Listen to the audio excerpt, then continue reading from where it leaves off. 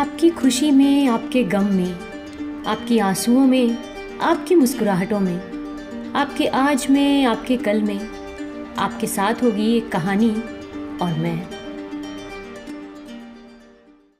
नमस्कार दोस्तों, आप सभी का स्वागत है मेरे चैनल कथा सागर में। दोस्तों, आज मैं आप सब लोगों के लिए सुभद्रा कुमारी चौहान जी की लिखी कहानी कदम के फूल लेकर आई हूँ। ये कहानी एक छोटी सी कहानी है जो एक सास और एक बहू की नोकझोंक पर आधारित है। किस प्रकार एक सास अपनी बहू पर किसी छोटी सी चीज को लेकर संदेह करती है और किस प्रकार उन दोनों में इतनी बड़ी कलह मच जाती है जो बेटा चाहते हुए भी शांत नहीं कर पाता। आइए जानते हैं कि इस कहानी में क्या है आगे।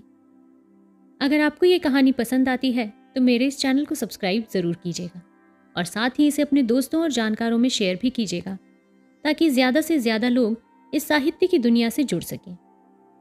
तो चलिए दोस्तों, इस छोटी सी कहानी को शुरू करते हैं।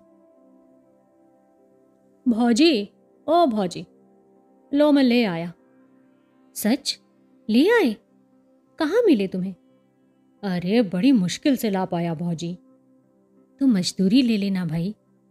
अच्छा, क्या दोगी? तुम जो मांगो। पर मेरी मांगी हुई चीज मुझे दे भी सकोगे? क्यों न दे सकूंगी? तुम मेरी वस्तु मेरे लिए ला सकते हो तो क्या मैं तुम्हारी इच्छित वस्तु तुम्हें नहीं दे सकती? नहीं भौजी, तुम ना दे सकोगी, फिर क्यों नाहक कहती हो? अब तुम ही न लेना चाहो तो बात दूसरी है, पर देखो मैंने तो कह दिया कि तुम जो मांगोगे मैं वही दूंगी। अच्छा, अभी जाने दो, समय आने पर मांग लूंगा। ये कहते हुए मोहन ने अपने घर की राह ली।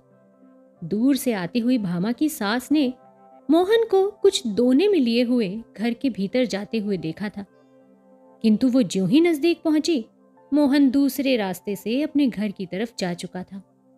वो मोहन से कुछ पूछ न सकी, पर उन्होंने ये अपनी आंखों से देखा था कि मोहन कुछ दोने में लाया है, किंतु क्या लाया है ये वो ना जान सकी। घर आते ही उन्होंने बहू से पूछा, ये मोहन दोने में क्या लाया था? भामा मन ही मन मुस्कुराई, बोली, मिठाई लाया था। बुढ़िया क्रोध से तिलमिला उठी, बोली, इतना खाती है, दिन भर बकरी की तरह मुंह चला ही करता है तेरा, फिर भी तेरा पेट नहीं भरता। बाजार से भी मिठाई मंगा मंगा के खाती है, अभी मैं नहीं देखती तो तू क्या कभी बतलाती मुझे? भामा मुस्कुराते हुए बोली, तो बतलाती क्यों? कुछ बतलाने के लिए थोड़ी ही मंगवाई थी। क्यों, क्या मैं घर में कोई चीज ही नहीं हूं? तेरे लिए तो मिठाई के लिए पैसे हैं, मैं 4 पैसे दान दक्षिणा के लिए मांगूं तो सदा मुंह से ना ही निकलती है। तेरा आदमी है तो मेरा भी तो बेटा है, क्या उसकी कमाई में मेरा कोई हक नहीं? मुझे तो 2-4 सूखी रोटी छोड़कर कुछ भी नसीब नहीं होता, और तू मिठाई मंगा मंगा के खाती है। कर ले जितना तेरा जी चाहे, भगवान तो ऊपर से देख ही रहा है, वो तो सजा देगा ही। मुस्कुराते हुए भामा बोली, क्यों कोस रही हो माँ जी? मिठाई एक दिन खा ही ली तो क्या हो गया, अभी रखी है, तुम भी ले लेना। चल रहने दे तू, अब इन मीठे पुचकारों से किसी और को ही बहकाना। मैं तेरे हाल सब जानती हूं, तू समझती होगी कि तू जो कुछ करती है वो कोई नहीं जानता। मैं तो तेरी नस नस पहचानती हूं।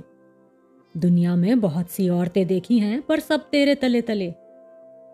भामा मुस्कुराते हुए बोली, सब मेरे तले तले ना रहेंगी तो करेंगी क्या? मेरी बराबरी कर लेना कोई मामूली बात नहीं है, मैं ऐसी वैसी थोड़ी हूं। चल चल, बहुत बड़प्पन न बघार, नहीं तो सब बड़प्पन तेरा यही निकाल दूंगी। भामा अब कुछ चिढ़ गई थी, बोली, बड़प्पन कैसे निकालोगी माँ जी, क्या मारोगी मुझे? माँ जी को और भी क्रोध आ गया और बोली, मारूंगी भी तो मुझे कौन रोक लेगा? मैं गंगा को मार सकती हूं तो क्या तुझे मारने में कोई मेरा हाथ पकड़ लेगा? मारो, देखूं तो मैं कैसे मारती हो। मुझे वो बहू मत समझ लेना जो सास की मार चुपचाप सह लेती है। तो क्या तू भी मुझे मारेगी? बाप रे बाप, इसने तो घड़ी भर में मेरा सारा पानी उतार दिया, मुझे मारने कहती है। आने दे गंगा को। मैं कहती हूँ कि भाई तेरी स्त्री की मार सहकर अब मैं घर में ना रह सकूंगी। मुझे अलग झोपड़ा डाल दे, मैं वहीं पड़ी रहूंगी। जिस घर में बहू सास को मारने के लिए खड़ी हो जाए वहां रहने का धर्म नहीं। ये कहते कहते माँ जी जोर जोर से रोने लगी। भामा ने देखा कि बात तो बहुत बढ़ गई, अतः वो बोली, मैंने तुम्हें मारने को तो नहीं कहा माँ जी, क्यों झूठ मूठ कहती हो। हाँ, मैं मार तो चुपचाप किसी की भी ना सहूंगी, अपने माँ बाप की नहीं सही तो किसी और की क्या सहूंगी। चुपचाप न सहेगी तो तू मुझे मारेगी ना, बता, यही मतलब था ना तेरे कहने का। ये मखमल में लपेट लपेट कर कहती है तो क्या मेरी समझ में नहीं आती। माँ जी के जोर जोर से रोने के कारण आसपास की कई स्त्रियां इकट्ठी हो गईं। कई भामा की तरफ सहानुभूति रखने वाली थीं, कई माँ जी की तरफ। पर इस समय माँ जी को फूट फूट कर रोते हुए देखकर सबने भामा को ही भला बुरा कहा। सब माँ जी को घेर कर बैठ गई। भामा अपराधिनी की तरह घर के भीतर चली गई। भामा ने सुना माँ जी आसपास बैठी हुई स्त्रियों से कह रही थी, आप तो दोना भर भर मिठाई मंगा मंगा कर खाती है, और मैंने कभी अपने लिए पैसे धेले की चीज के लिए भी कहा तो फौरन ही टकासा जवाब दे देती है। कहती है पैसा नहीं है। इनके नाम से पैसे आ जाते हैं, मेरे नाम से कंगाली छा जाती है। किसी भी चीज के लिए तरस तरस के मांग मांग के जीभ घिस जाती है। तब जी में आया तो ला दिया, नहीं तो कुत्ते की तरह भौंका करो। ये मेरा इस घर में हाल है। आज भी दोना भर मिठाई मंगवाई है इसने। मैंने जरा ही पूछा तो मारने के लिए खड़ी हो गई। कहती है मेरे आदमी की कमाई है, खाती हूँ, किसी के बाप की खाती हूँ क्या। उसका आदमी है तो मेरा भी तो बेटा है। उसका 12 आने हक है तो मेरे 5 आने तो होगा ही। पड़ोस की एक दूसरी बुढ़िया बोली, राम राम, यही पढ़ी लिखी होशियार है। पढ़ी लिखी है तो क्या हुआ, अकल तो कौड़ी के बराबर नहीं है। तुमने भी 9 महीने पेट में रखा है बहन, तुम्हारा तो 16 आने हक है। बहू को बेटा माँ के लिए लौंडी बनाकर लाता है, वो तुम्हारे पैर दबाने और तुम्हारी सेवा करने के लिए है। हमारा नंदन तो जब तक बहू मेरे पैर नहीं दबा लेती उसे अपनी कोठरी के अंदर ही नहीं आने देता। अपना ही माल खोटा हो तो परखने वाले का क्या दोष। बेटा ही सपूत होता तो बहू आज तुम्हें मारने को दौड़ती क्या। गंगा प्रसाद गांव की प्राइमरी पाठशाला के दूसरे मास्टर की जगह के लिए उम्मीदवार थे। 17.5 रुपए माहवार की जगह के लिए बेचारे दिन भर दौड़ धूप करते। इससे मिल उससे मिल, न जाने किसकी किसकी खुशामद करनी पड़ती थी। फिर भी नौकरी पाने की उन्हें बहुत कम उम्मीद थी। इधर वो कई मास से बेकार बैठे थे। भामा के पास कुछ जेवर थे जो हर महीने गिरवी रखे जाते थे और किसी प्रकार काट कसर करके घर का खर्चा चलता था। भामा पैसों को दांत तले दबाकर खर्च करती थी। सास और पति को खिलाकर स्वयं आधे पेट ही खाकर पानी से ही पेट भरकर उठ जाती। कभी दाल का पानी ही पी लिया करती, कभी शाक उचलकर ही पेट भर लिया करती। रुपए पैसों की तंगी के कारण घर में प्रायः रोज ही इस प्रकार कलह मची रहती।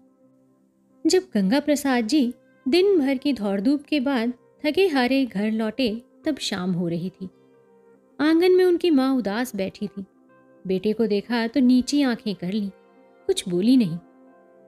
गंगा प्रसाद अपनी माँ का बड़ा आदर करते थे, उनका बड़ा ख्याल रखते थे। जिस बात से उन्हें जरा भी कष्ट होता वो बात वो कभी न करते थे। माँ को इस तरह उदास देखकर वो माँ के पास जाकर बैठ गए। प्यार से माँ के गले में बाहें डाल दी। पूछा, क्यों माँ, आज तुम ये उदास क्यों हो? क्या कुछ तबीयत खराब है क्या? नहीं, अच्छी ही हूं। कुछ भी तो हुआ है, तू उदास है माँ। अब माँ जी से ना रहा गया, फूट फूट कर रोने लगी। बोली, कुछ नहीं, मैं आदमी औरत में लड़ाई नहीं लगवाना चाहती। बस इतना ही कहती हूँ कि अब मैं इस घर में ना रह सकूंगी बेटा। मेरे लिए एक अलग झोपड़ा बनवा दे, वहीं पड़ी रहूंगी। जी में आवे तो खर्च देना, नहीं तो मैं मांग के खा लूंगी। क्यों माँ, क्या कुछ झगड़ा हुआ है? सच सच कहना माँ। आज ही क्या है, ये तो 30 दिन की बात है बेटा। तेरी घरवाली ने मोहन से मिठाई मंगवाई। वो दोना भर मिठाई मेरे सामने लाया। मैं जरा पूछने गई तो कहती है, हाँ मंगवाती हूँ और खाती हूँ, अपने आदमी की कमाई खाती हूँ, कुछ तुम्हारे बाप का थोड़ी न खाती हूँ। जब मैंने कहा कि तेरा आदमी भी तो मेरा बेटा है, उसकी कमाई में मेरा भी तो हक है, तो कहती है कि तुम्हारा हक जब था तब था, अब तो सब मेरा है। ज्यादा बोलोगी तो मार मार के घर से निकाल दूंगी। तो बाबा तेरी औरत है, तू ही उसकी मार से। मैं तो मांग के पेट भर लूंगी, पर बहू के हाथ की मार ना खाऊंगी। गंगा प्रसाद अब सह न सके, बोले, बहू तुझे मारेगी माँ? मैं ही ना उसके हाथ पैर तोड़कर डाल दूंगा। ये कहते हुए वो हाथ की लकड़ी उठाकर बड़े गुस्से से भीतर गए। भामा को डांटकर पूछा, क्या मंगाया था तुमने मोहन से? गंगा प्रसाद के इस प्रश्न के उत्तर में कदम के फूल थे भैया, कहते हुए मोहन ने घर में प्रवेश किया। तब तक भामा ने दोना उठाकर गंगा प्रसाद के सामने रख दिया था। दोने में 8-10 पीले पीले गोल गोल बेसन के लड्डुओं की तरह कदम के फूलों को देखकर गंगा प्रसाद को हंसी आ गई। मोहन ने दोने में से एक फूल उठाकर कहा, कितना सुंदर है ये फूल भौजी। तो दोस्तों, आशा करती हूँ आपको हमारी ये छोटी सी कहानी पसंद जरूर आई होगी। दोस्तों, अमूमन कहते हैं ना कि सास बहू में नोकझोंक के लिए कोई मुद्दा होना जरूरी नहीं है, उनकी नोकझोंक तो यूं ही शुरू हो जाती है। ये कहानी भी कुछ ऐसी ही है। पता नहीं क्यों इस रिश्ते में इस प्रकार की नोकझोंक बहुत आम हो गई है, लेकिन कई बार इस नोकझोंक का अपना ही अलग एक मजा होता है। तो चलिए, मुझे कमेंट करके बताइएगा जरूर कि आपको ये कहानी कैसी लगी। इसके साथ ही मैं आपसे विदा लेना चाहूंगी। जल्दी ही मिलूंगी एक नई कहानी के साथ। तब तक के लिए आप अपना और अपने पूरे परिवार का ध्यान रखिए, खुश रहिए और स्वस्थ रहिए। नमस्कार।